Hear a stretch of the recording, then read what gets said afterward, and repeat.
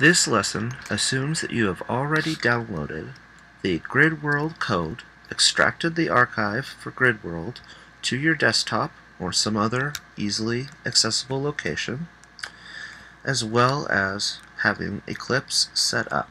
We will then create our first GridWorld project. In Eclipse, go to File, choose New Java Project, and give it a name. We'll go with GridWorld 1. Click the Finish button to create the empty project. Next, you're going to right-click on the project file and go to Properties. Make sure that button that says Library is selected and click Add External Jars.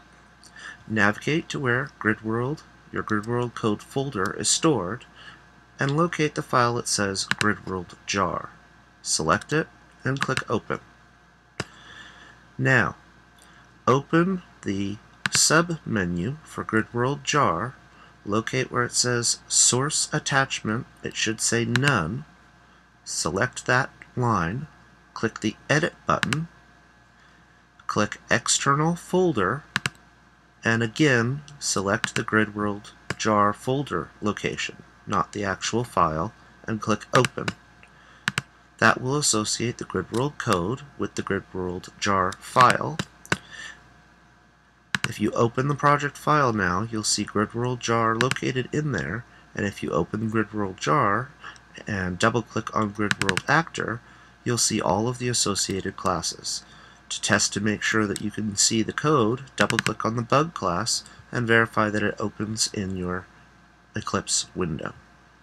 If you have accomplished all of that, you're ready to write your first GridWorld program.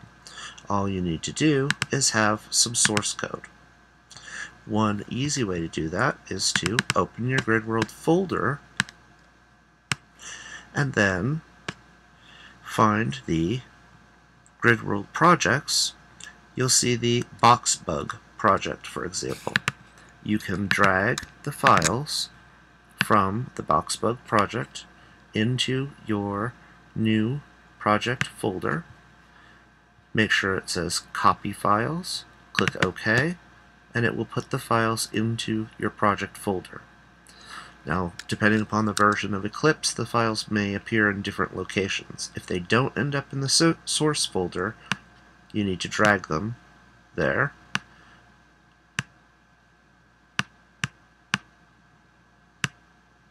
And open the package to verify that they're in there.